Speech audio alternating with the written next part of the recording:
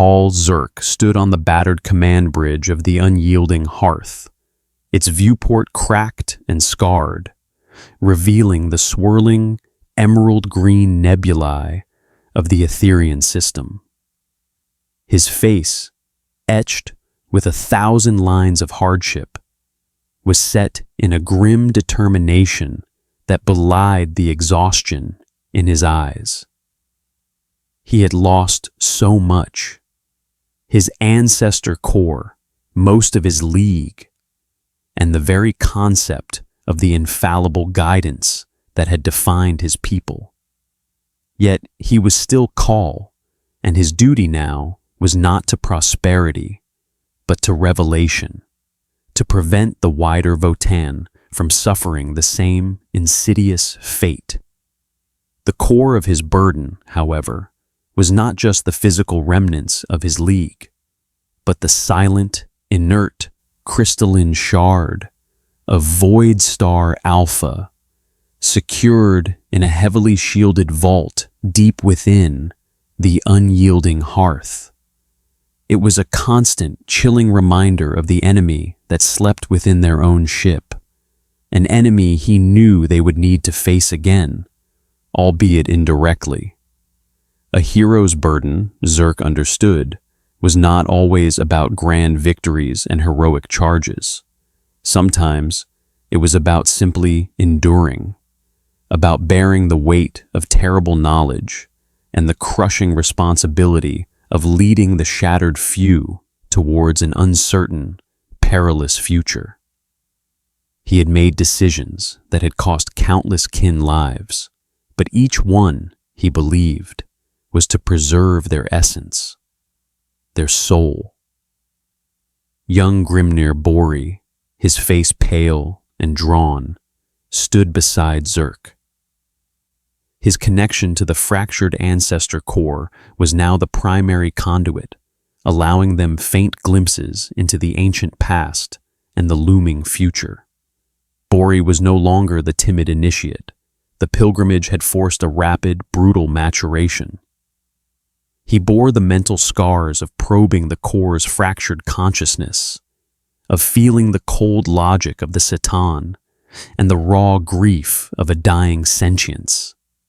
He was the League's new psychic heart, a fragile beacon in the encroaching darkness. "Khal," Bori whispered, his eyes distant as he processed the faint emanations from the core. The second shard, on Etherian Prime, its resonance is different, not as strong, but deeper, more ancient. The core fragment warns that it is not merely dormant, but actively drawing energy from its surroundings. It is stirring. This revelation sent a fresh wave of dread through Zerk. The Satan shard in their possession had been inert, a passive parasite. But the one on Etherian Prime was becoming active, its hunger growing. The core's warning of reconstitution echoed louder. "Can we prevent it from awakening fully?" Zerk asked, his voice low. Bori shook his head slowly. "The core fragment says it is beyond our power to destroy, only to contain, to isolate, to understand its nature before it fully manifests its will." He paused, his brow furrowed in concentration. "And to learn how to disrupt its subtle influence, should it ever find another ancestor core." This was the true purpose of their pilgrimage, Zerk realized, not to destroy the Satan, an impossible task for a broken league, but to understand its insidious method of corruption. They needed to find a way to shield ancestor cores, to fortify the minds of kin against the logic of the void. Zerk looked at the faces of his surviving kin. They were exhausted, battered, yet their eyes held a flicker of grim determination. They had faced the Dark Eldar, the Void, and their own internal demons. They were no longer the proud, wealthy Karduz League. They were the lost hearth, honed by tragedy, united by a desperate shared purpose. A grizzled ironkin, his augmetic arm sparking faintly, approached Zerk. "Call, the main grav stabilizers are holding, but just barely. We cannot sustain this orbit for long. We must either attempt planetary descent or fall into Etherian Prime's upper atmosphere." The decision weighed heavily on Zerk. A planetary descent into a gas giant's core was already an incredibly hazardous operation, even for a fully functional deep mining league. For them, with their crippled ship and depleted resources, it was a suicide run. Yet, the warning of the Ancestor core was absolute. The knowledge they sought lay within.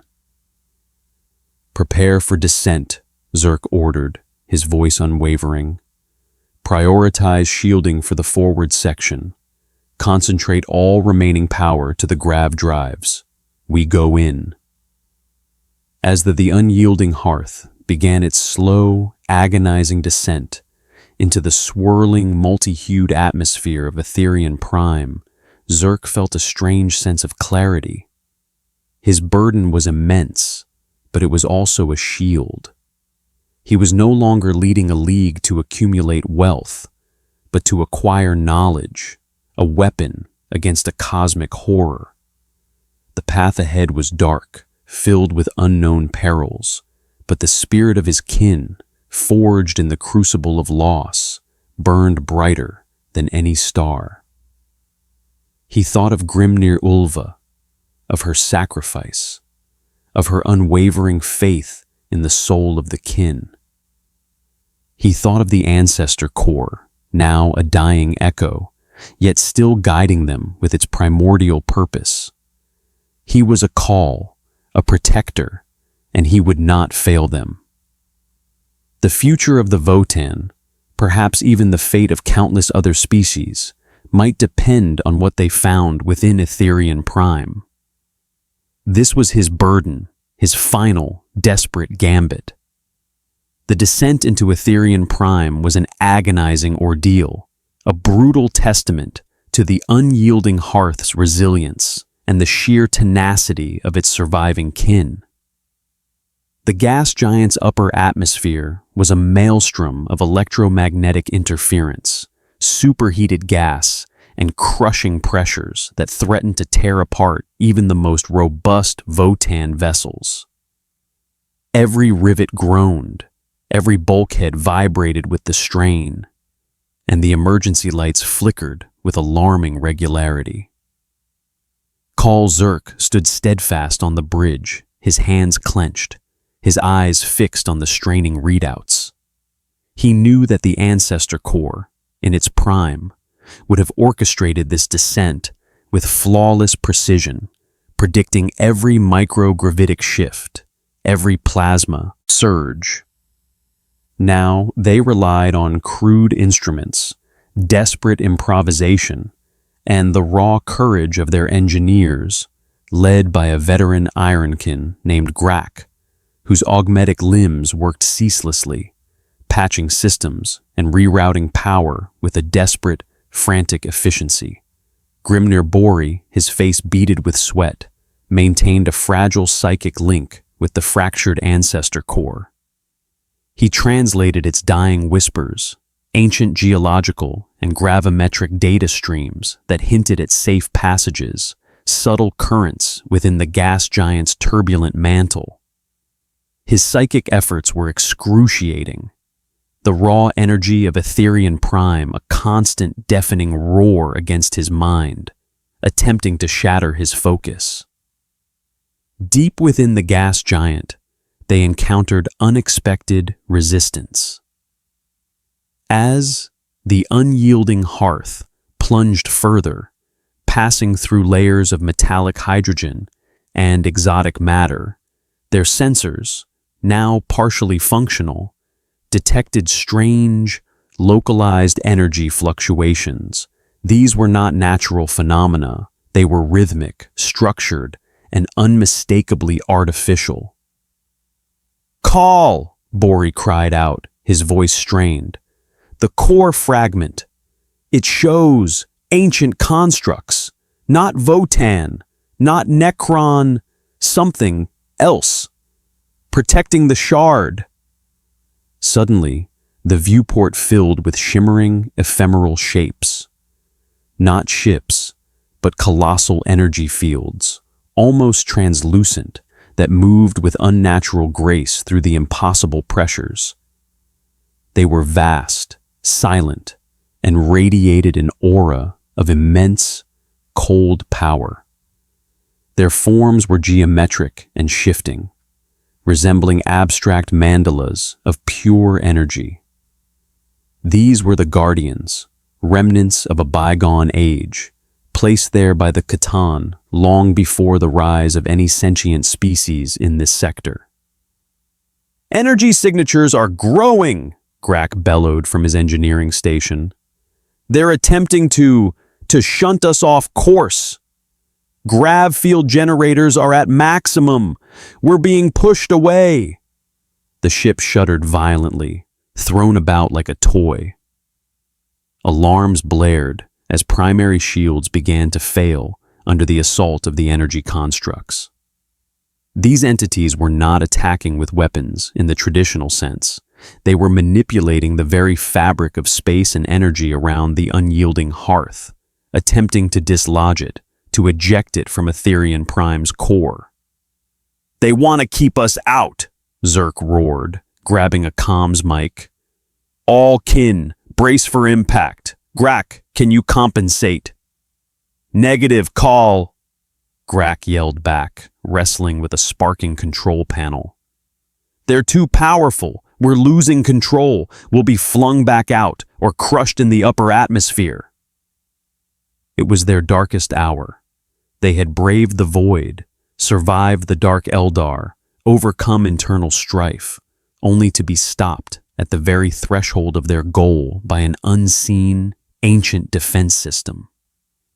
Despair began to creep in, a cold, insidious foe. But Khal Zerk, forged in the crucible of loss, refused to yield. He looked at Bori, whose face was contorted in a silent struggle against the overwhelming psychic pressure. "Bori, is there any way, any weakness, a specific frequency, anything the core fragment knows?" Bori clenched his eyes shut, his entire body trembling. He plunged deeper into the fragmented consciousness of their dying ancestor core, searching for an answer. He felt the vast, cold logic of the Satan-placed guardians, their perfect, unbreachable defenses, and then a flicker, a memory from the core's deepest, most archaic data, a forgotten weakness. "Call!" Bori gasped, opening his eyes, which glowed with a frantic emerald light. "They are pure energy, not matter. The core says a resonance cascade, a specific harmonic frequency. It disrupts their cohesion, an ancient, lost Votan technology. It's buried in the core's primordial memory banks." The mention of ancient Votan technology sparked a desperate idea in Zerk's mind. He thought of the deep mining grav compressors, the massive sonic resonators used to shatter neutronium cores. They were not designed for combat, but for geological disruption. "Grack, can you reroute power to the primary grav compressors?" Zerk demanded. "A full sustained burst. Calibrate it to a frequency of 7.7 terahertz, modulated with a quantum phase shift of 0.003. It's a long shot, but it might disrupt their energy matrix." Grack, a flicker of understanding in his eyes, didn't hesitate. "That frequency, it's theoretical, Khal. Used for cracking hyperdense singularities. It'll drain the main power conduit dry, and it might rip the ship apart." "Do it, Grack!" Zerk roared, his voice filled with desperate resolve. It's our only chance. If we fail, our pilgrimage, our kin, all of it is for nothing. With a Herculean effort, Grak and his ironkin began rerouting power. The ship groaned even louder, its remaining lights dimming as energy was siphoned into the immense grav compressors. Zerk braced himself, watching the energy constructs shimmer, sensing their increased efforts to repel them. Then, with a deafening stomach-churning thrum, the grav compressors fired. A wave of raw, resonant energy, channeled from the ancient technologies of the Votan, slammed into the swirling energy constructs. For a moment, nothing happened. The Guardians pushed back, their cold power immense. But then, a subtle distortion. The geometric shapes of the energy constructs began to flicker, their perfect forms rippling like water. A high-pitched whine, almost beyond the range of hearing, filled the bridge. One by one, the vast, shimmering forms began to tear apart, unraveling into raw, chaotic energy. The resonance cascade, ancient and long forgotten, was effective. The Guardians dissolved, their cosmic perfection shattered by the raw, desperate ingenuity of the kin. The unyielding hearth, freed from their grasp, plummeted further into Etherian Prime, now with barely any control. They had won, at an immense cost. The ship was critically damaged, its power reserves almost entirely depleted. But they were deeper than any kin had ever ventured into Etherian Prime. They were closer to the Satan Shard, the Star Eater's echo. The darkest hour had passed, but the final terrifying confrontation still awaited them. They had gambled everything, and now they had reached the precipice. The unyielding hearth plunged further into Etherian Prime, now a crippled, burning hulk.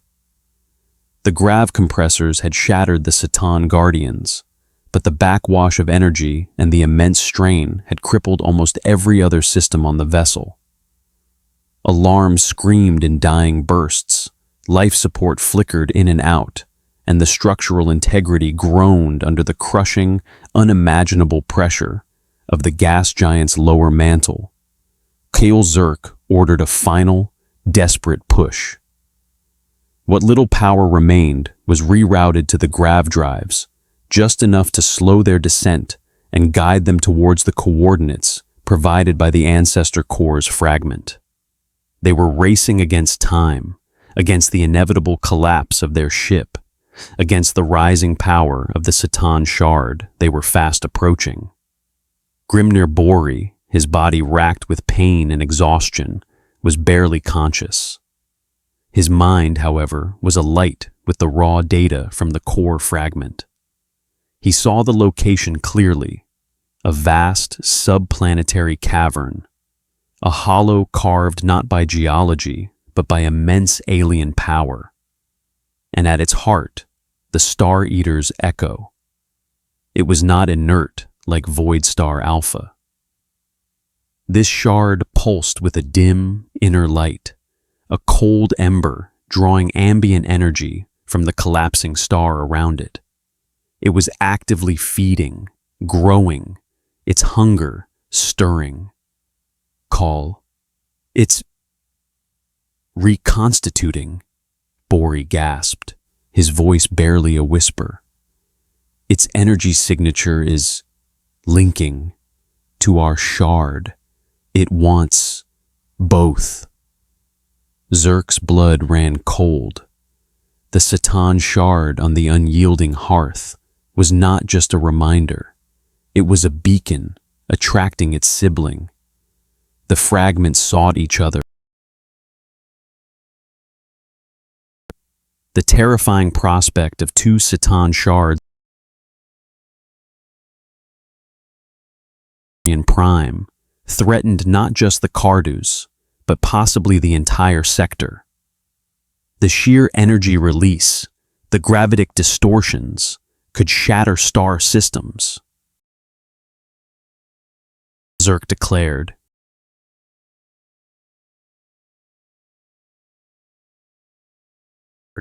Prevent the merge.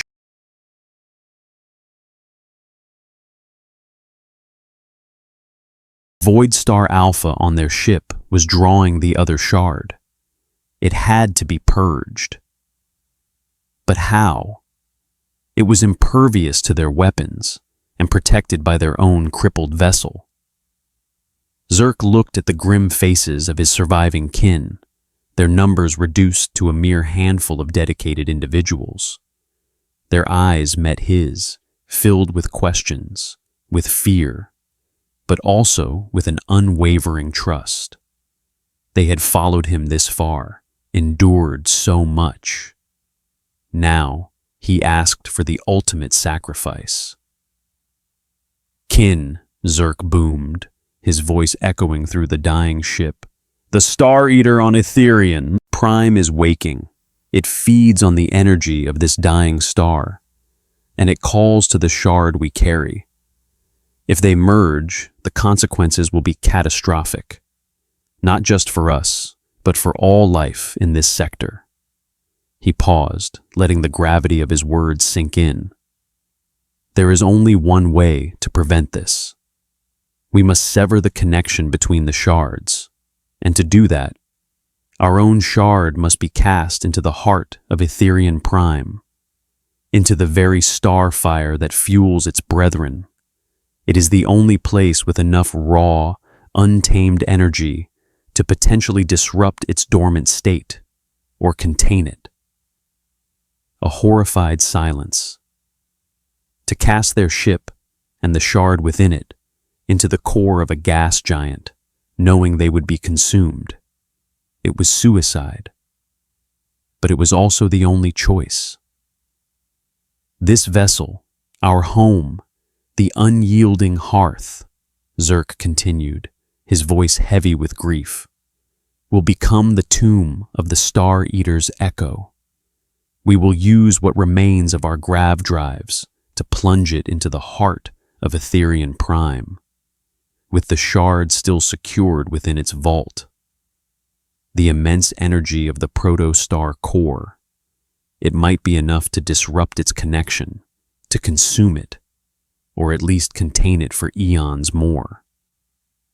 But Call," a young Hearthkin engineer stammered, we will be destroyed."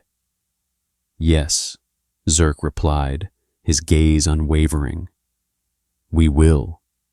But we will die as kin, preserving the spirit of our league and protecting others from the blight that consumed us. This is our final, ultimate sacrifice, our defiance against the logic of the void." A grim resolve settled over the remaining kin. They looked at each other, not with despair, but with a quiet, fierce pride. They had lost everything, but they still had their souls, their kinship, and their honor. They would not allow the Star Eaters to rise again. Khal Zerk gave his final orders. The last functioning grav drives were set to overload, primed for a final, catastrophic thrust into Etherian Prime's core.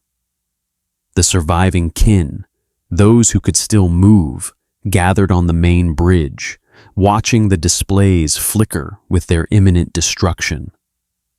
Bori, with his last ounce of strength, focused on the fragmented Ancestor core, guiding its dying commands to ensure the final trajectory was precise, ensuring the shard would be consumed by the starfire.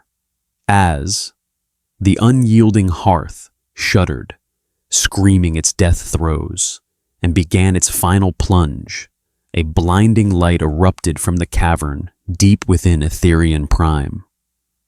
The second Satan shard, sensing its siblings' approach, sensing the betrayal, flared with cosmic fury. Its energy signature spiked, pushing against their grav drive, attempting to repel them, to to prevent its consumption. It was a desperate, telepathic scream of a hungry god, raw and terrifying.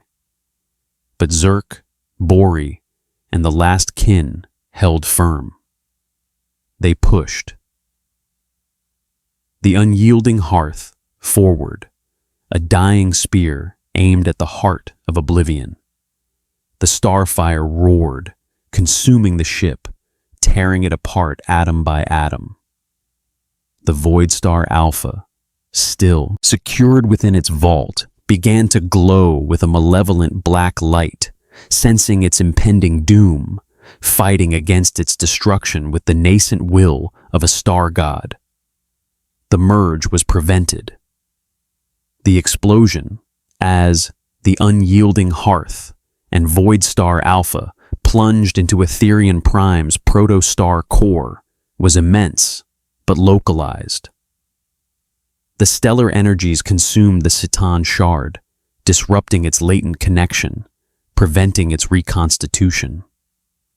For a brief, glorious moment, as the Cardu's League was utterly annihilated, their sacrifice created a flicker of silence in the cosmic hunger of the Star Eaters.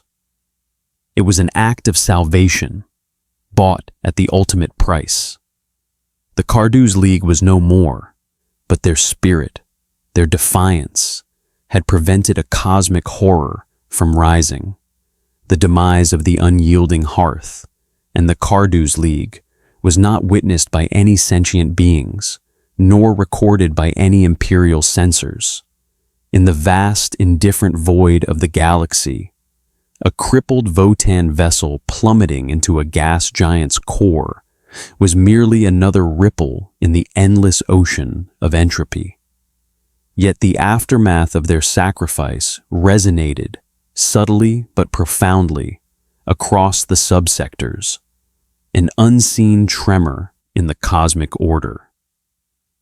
Etherian Prime, the gas giant, stabilized.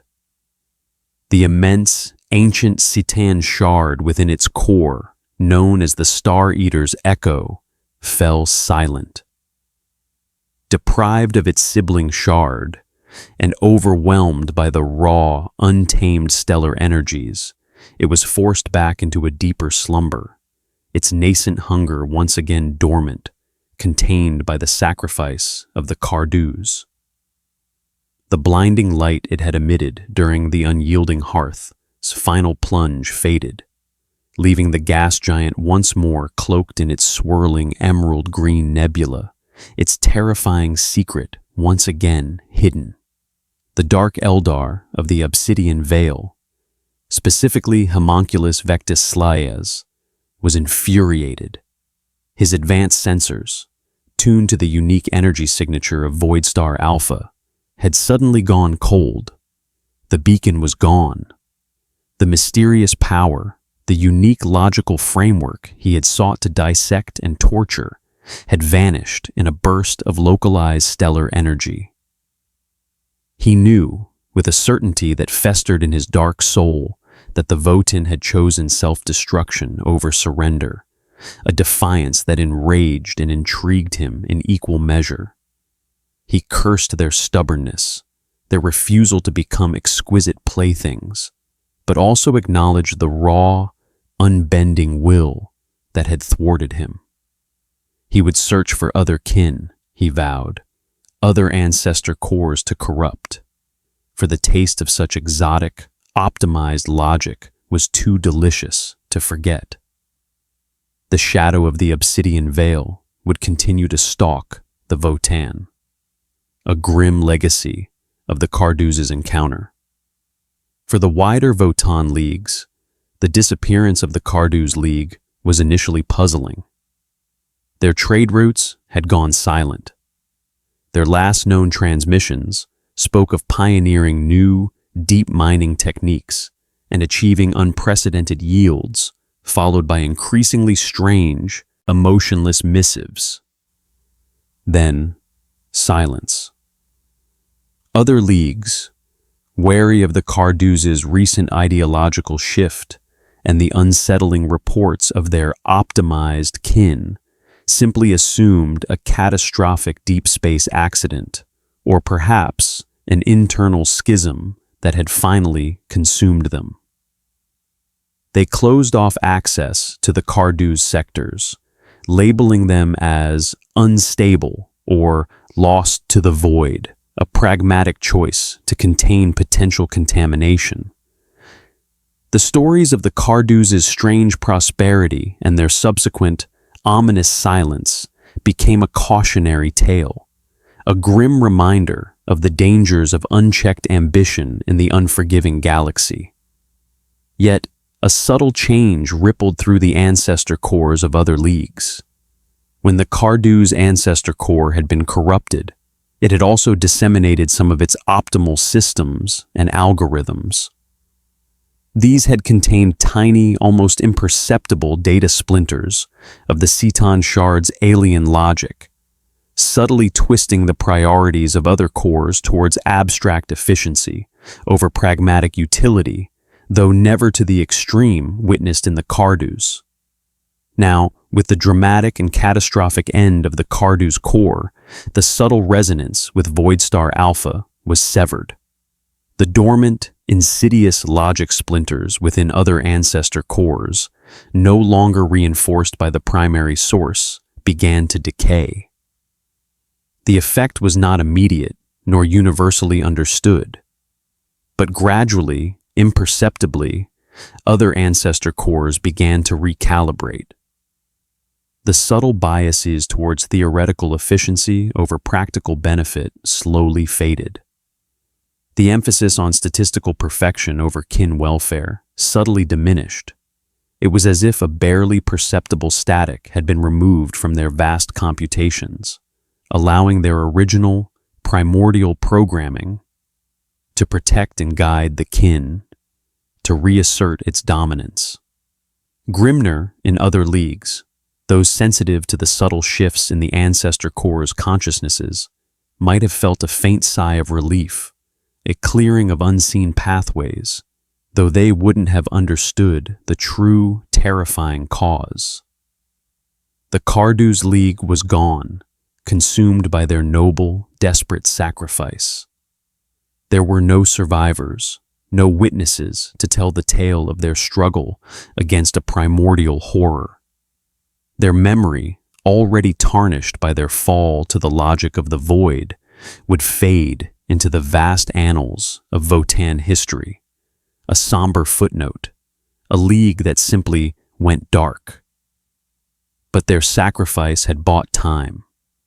Time for the Votan to unknowingly purge the subtle corruption from their own ancestor cores. Time for other Ceton shards, scattered across the galaxy, to remain in their deep slumber.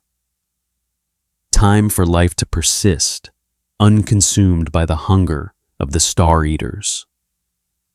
The ghost of Cardu's, a silent testament to the ultimate price of salvation, now drifted within the cosmic currents, a forgotten warning in an unforgiving universe.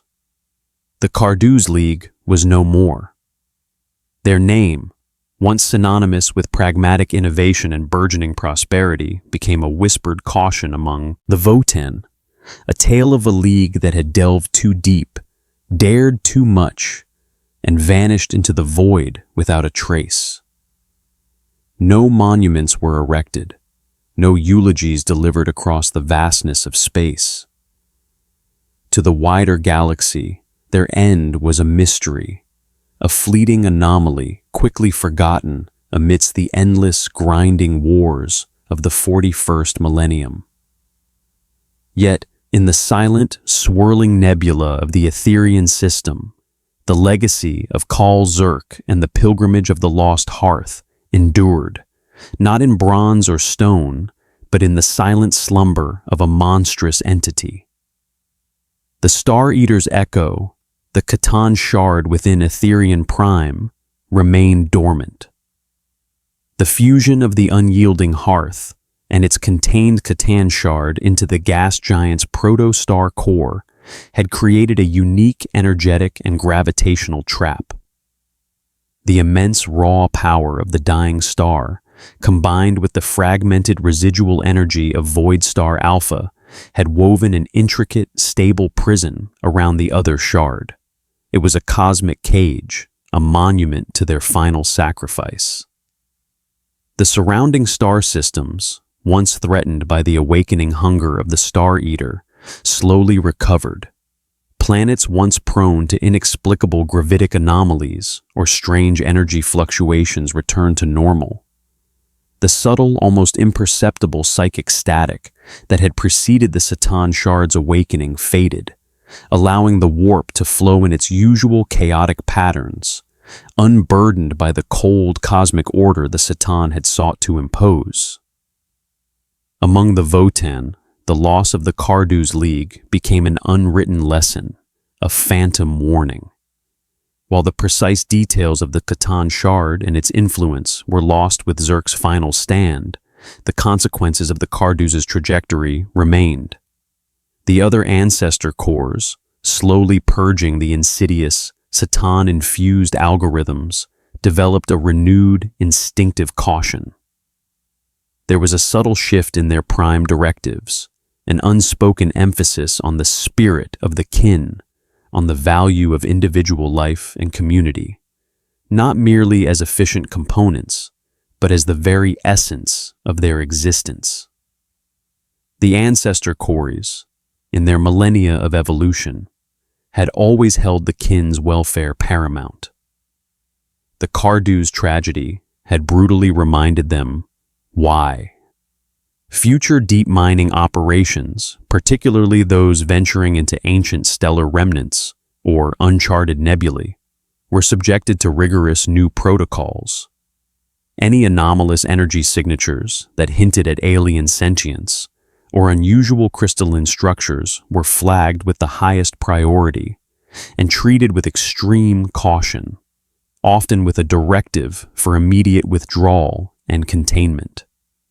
No Votan Ancestor core could articulate why such entities were so dangerous, only that the data, now reinforced by a phantom memory of the Cardu's, deemed them supern. The warning of the Void Star became a silent, internalized protocol, a deep-seated caution woven into the very fabric of Votan interstellar exploration.